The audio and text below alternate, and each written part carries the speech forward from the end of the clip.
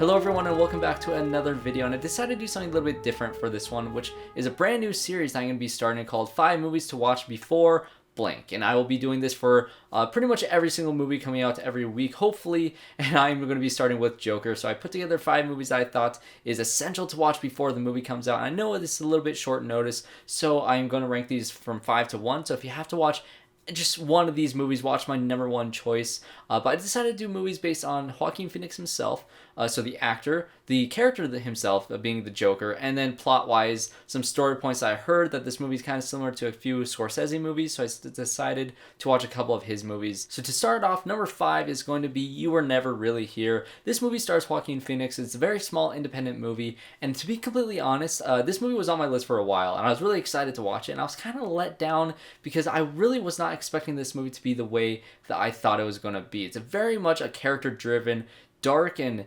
very, very different movie about Joaquin Phoenix's character, this guy who is a military veteran, and he's very twisted, he's very violent, he has this job where he gets hired to go and save these girls from terrible situations, and it's a very dark movie, and it probably has maybe 5 lines of dialogue, but Joaquin Phoenix is completely just stunning in this movie. His performance is very subdued, very, very just contained, and it's something that is very hard for an actor to do, to not really have too much lines of dialogue, but to really get across his entire performance in just him acting and him just being this character. And I think that is why it is so important for you guys to watch if you decide to watch these movies before Joker, because you want to see how great of an actor this guy really is. He really does dedicate himself to this role. I feel like he gained a lot of weight for this role. He kind of seems bigger. He's more, like I said, he's more subdued and restrained in his performance, and the things that he does, the spurts of violence that he has, is a good example of what we might get just a little taste of in Joker.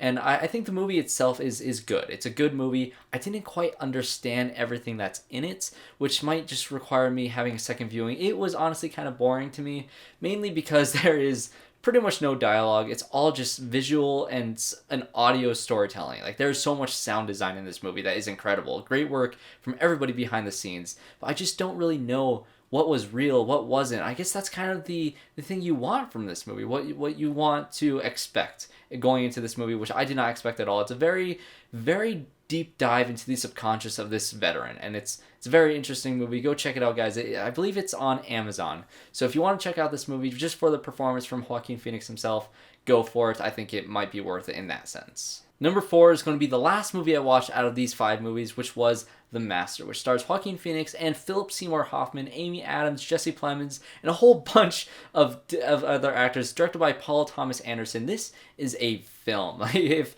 you guys, are a casual movie fan, I don't think most of you will like this movie.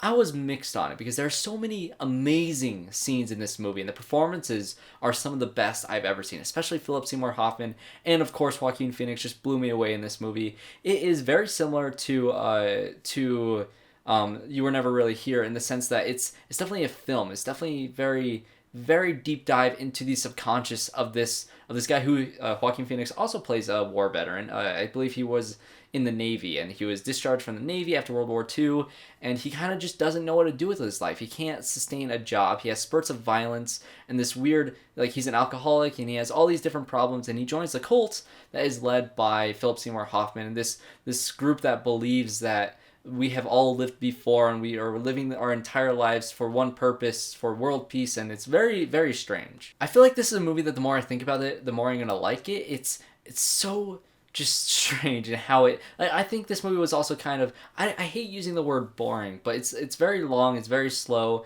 and I don't think I disliked any of the scenes in this movie, but I had a hard time getting through it, mainly because I was watching pretty late at night, but also just the way that things were filmed. Even though it's a beautiful cinematography, it's a beautiful movie, the way things were just kind of paced, and very deliberately so, but it just seemed it's not for everyone, and it was kind of half for me. I felt very similar to this movie as I did with You Were Never Really Here, which means the performances is why you watch this before the Joker comes out. Joaquin Phoenix really does I feel like he lost a lot of weight for this one, whereas he gained weight for the other movie. He was very like his mannerisms were so perfect for this character, and he had this hunch, and he had this way he walked and the way he moved. There was a scene where he was just pacing back and forth, and I didn't see Joaquin Phoenix. I saw this character and this guy that is obsessed with sex and with violence and with alcohol, and this guy with all these problems. And I think honestly, just talking about it makes me like this movie even more than I did when I initially watched it. I don't know. It's a movie that has kind of sat with me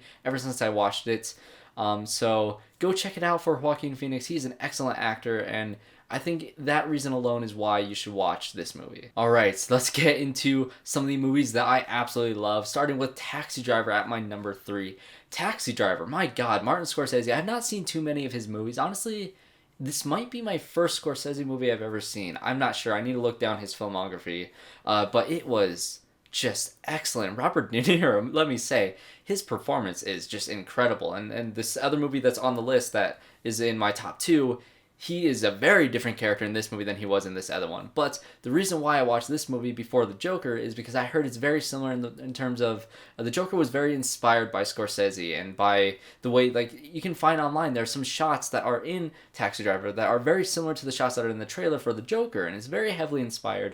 And it's just this character who in many ways is teetering on the edge of becoming either the hero or the villain of the story. And he's definitely not a good guy at all. He's a terrible person, but he's just like again, spurts of violence and all these different acts that he does. And towards the end of the movie, I don't want to spoil it, even though it's a very old movie. I think it came out in '76. So like, go watch Taxi Driver if you have not already. It is a classic. It is so good. The pacing, the cinematography, the directing by Scorsese is just incredible. I loved this movie. I loved the character. It went in very different directions than I thought it would, and it just had surprises at every turn. Jodie Foster's in it, and she's very good in the movie, and I think that's what started her career as well. And Robert De Niro, of course, is one of the greatest actors of all time, and I see that now because of Taxi Driver. So I think this is an absolute must-watch if you're going to see The Joker, if you have not already seen it. But it is not as important to watch before The Joker as my next 2 movies on this list. Alright, and you probably already guessed it considering I have the poster for it right behind me. The Dark Knight is my number 2. Yes, that's right, it's not my number 1 movie on this list. Surprise, surprise. But The Dark Knight, of course, is one of the greatest movies of all time. I think it's my personal favorite movie of all time. It's just a movie that got me to love filmmaking, the craft of filmmaking. It's so well directed. And, of course, Heath Ledger's performance as the Joker is very deserving of the Oscar, whether or not he ended up passing away. It's just the performance, the dedication he put to this role is just incredible. And oh my gosh, I can't describe how much I love this movie. But the reason why I watched it before The Joker is obviously the Joker was in it, and I suspect this version of the Joker, Joaquin Phoenix's Joker, to be very different from Heath Ledger's, but you can't forget the greats that came before, like Jack Nicholson in the 1989 Batman.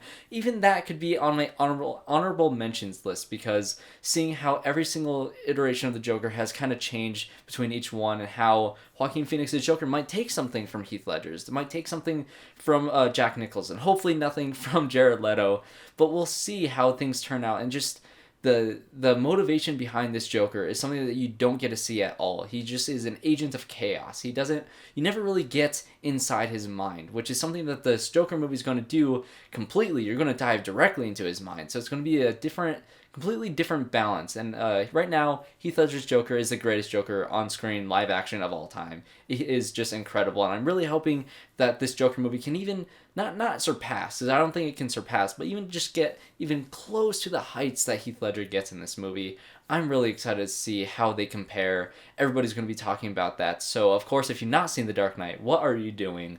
Watch this movie. It is incredible, and just, oh, man, I don't know. I don't know how Joaquin Phoenix is going to match up with him, but just see this movie in preparation for the Joker, because the comparisons are going to be everywhere, and you're going to want to be a part of that conversation. Now, the number 1 on my list is not necessarily my favorite movie on the list, considering The Dark Knight is my number 2. It's my favorite movie of all time, so it's not going to surpass that. But besides that, The King of Comedy is the best thing I watched in preparation for Joker. I loved this movie. And talking about Robert De Niro, he's so different in this movie than he was in Taxi Driver. It's kind of insane the range this guy has. But obviously, Robert De Niro is going to be in Joker as a talk show host, similar to how in The King of Comedy he is an aspiring comic who kind of puts this comedian, this talk show host, as like a god, as a praise. Like, he praises this guy. It's his hero. It's his everything. It's his entire life. And he puts this guy on a pedestal, and he finally meets him, and he's turned down by him, and he kind of goes insane. And again, spurts of violence. And The King of Comedy is an incredible movie. I absolutely love this. Once again, directed by Martin Scorsese. You see how it is going to have a lot of connections to Joker, considering that Robert De Niro plays the talk show host in that movie. So I'm very excited to see where this goes, how it kind of ties into the story of Joker. I'm not sure how much it will, but I heard a lot that Taxi Driver and The King of Comedy have a lot of inspiration given to the Joker movie. So definitely go watch The King of Comedy if you guys have not seen it already. It is on, I believe, Amazon Prime. I love this movie. It is one of the best movies I've seen in a long time. It was just incredible. The performances, the story, the twists and turns that happened by the end. It was just so... I don't know how to describe how I felt at the end of this movie. I was happy and I was frustrated at the same time because what happened, what this guy did, and it's just... It's a masterpiece. It really is one of my favorite movies of all time after watching it. Scorsese is a genius. Robert De Niro is a genius. And I can't wait to see Joker coming out on Thursday. I can't wait to see it. I'm so excited for this movie. And if you liked this new format, this new video type that I'm doing, make sure you guys leave suggestions for more in the future. I think I will be continuing this series next week for Gemini Man. If I can squeeze in 5 movies before then, I think I might do maybe I Am Legend and some Ang Lee movie, maybe The Life of Pi, something like that. Leave suggestions down in the comments below of movies to watch before Gemini Man. Some Will Smith movies, some Ang Lee movies, some...